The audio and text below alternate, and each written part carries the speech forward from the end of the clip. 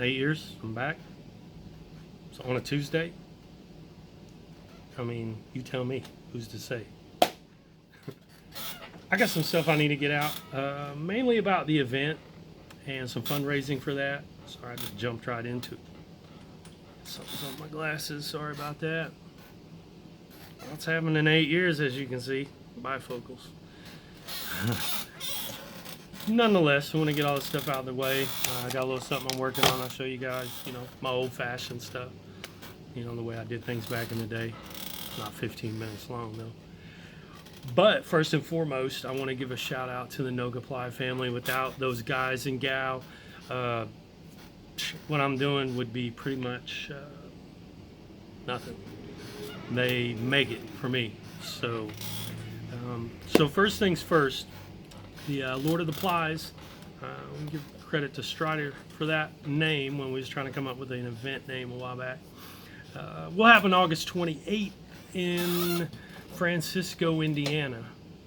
It's about 6 miles east of Princeton. It's where we just bought a house to remodel, so it's right off the interstate, so anybody coming from the south or the north on Interstate 69, whatever, you know, you'll be a couple minutes, you'd be there when you got off. Times I don't know yet. Probably a decent event on time. You know, we'll have food, you know, the usual. So I'll be getting with people to send some goods out on that, you know, some sponsor stuff, because you know, it's just the way it is, man. We'll help you guys out, you help us out. So relating to that, one of my team riders, I'll call him the Demon, Araya, Tabletop Junk on Instagram, who's in Indonesia, was initially planning a trip here for the event, and then the following weekend we would catch the U.S. Fingerboard League event in Indy. So we were planning ahead for that. I'm going to do some fundraising, which I'll still do even though the whole plan has changed.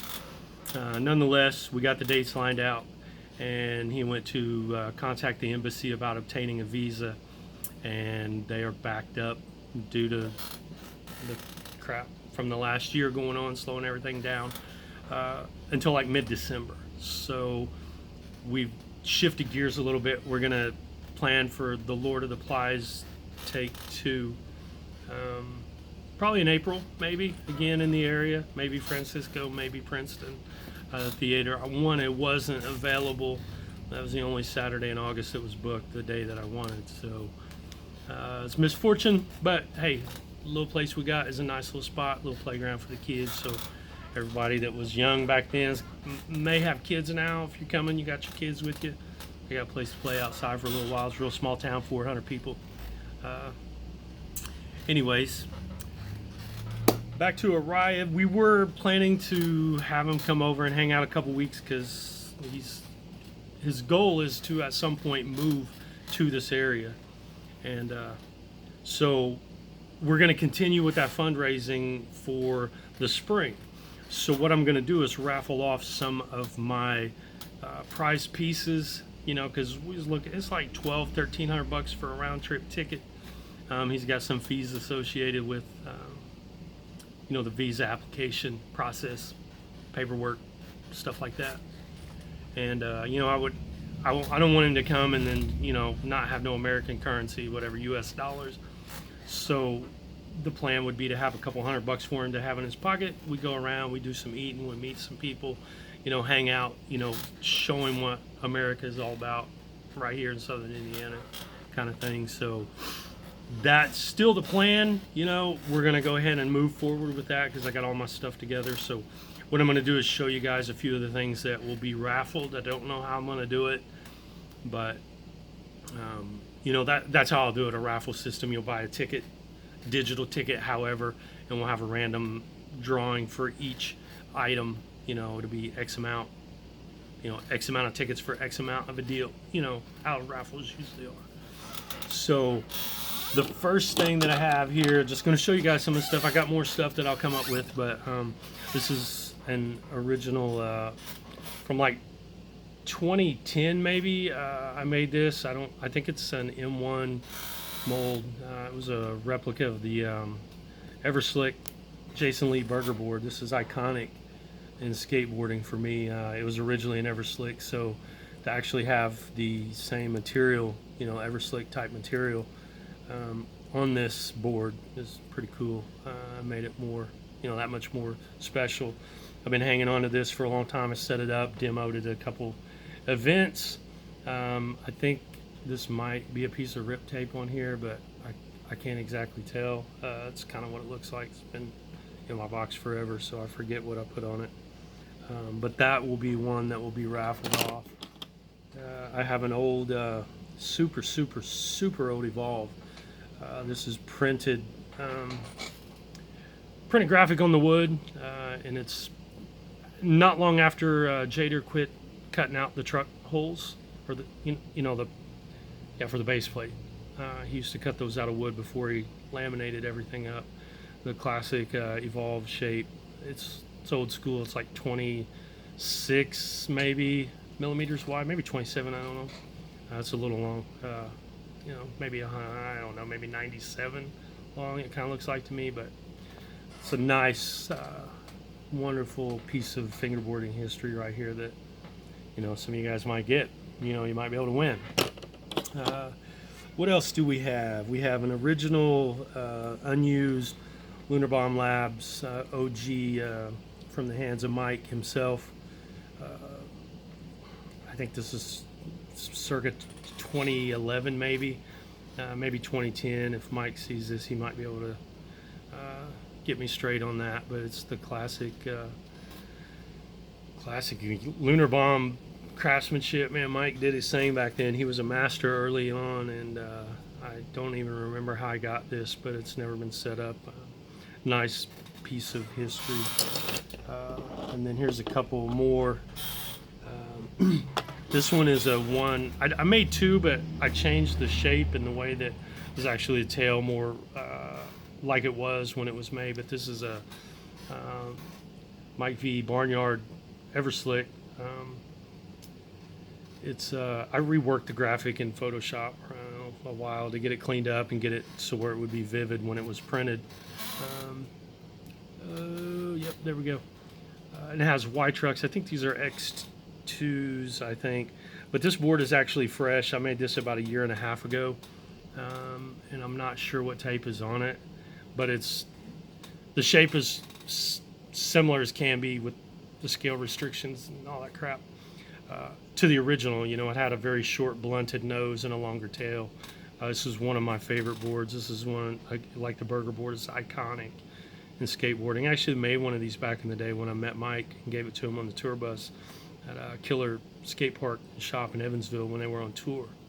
And Mike, he joked around with me, basically threatened a lawyer and all that shit. It was really funny, but he was joking.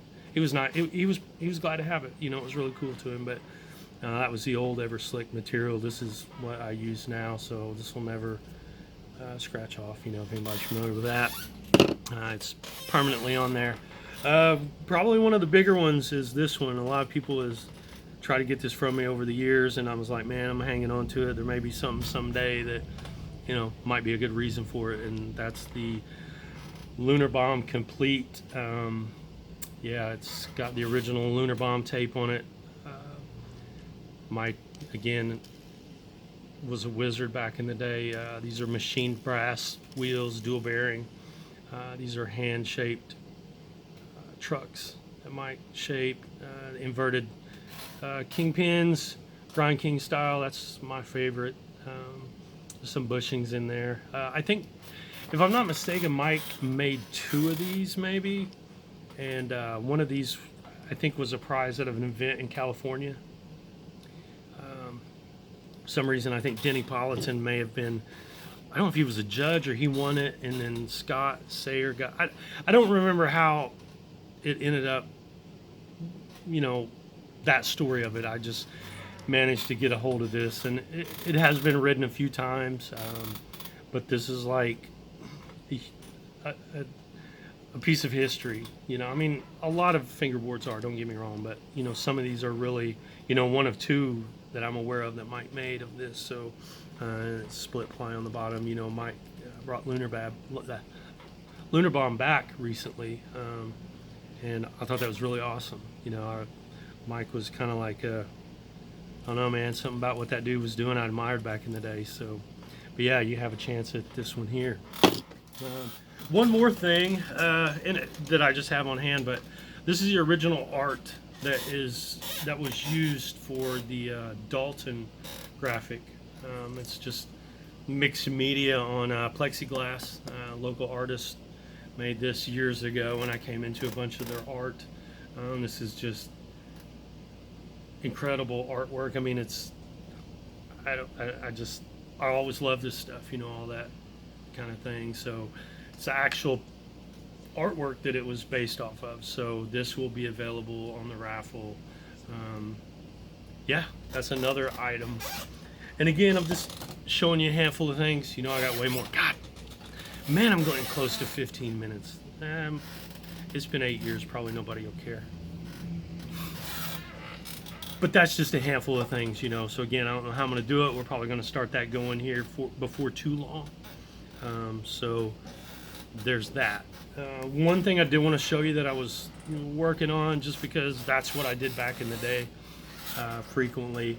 Basically, the Steed Stash box was born from the idea of my deck packaging. You know, I wanted to have a deck packaging that was multi-use, not something you'd get and you'd have to dispose of a plastic bag, or, you know, something you couldn't use. So my original plan, which I'm still working on, the Steed Stash box, is just beat the deck packaging to the punch. But this is the box that it would come in, and it's the Steed Stash box, you know, but this is like a wrap, of course. This gray area would be die cut. This is just a, oh, it's upside down, it doesn't matter, just a prototype that I've messed around with.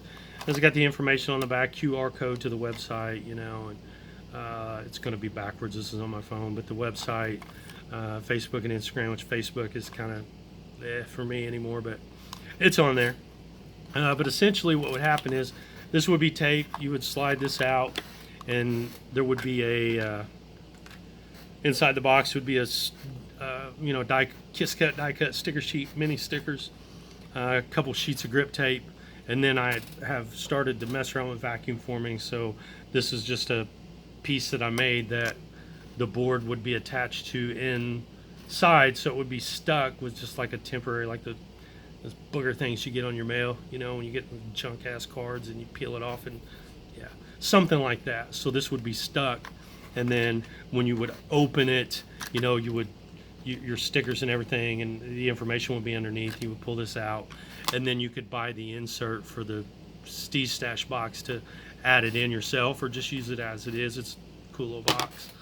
But yeah, this has taken a lot of time to get all this figured out. I mean, I vacuum formed years ago, random junk, but trying to do something specifically purposed is kind of proven challenging. So still working on that, but that's my goal at some point in time. So that's the whole connection with the Steed Stash box and the deck packaging.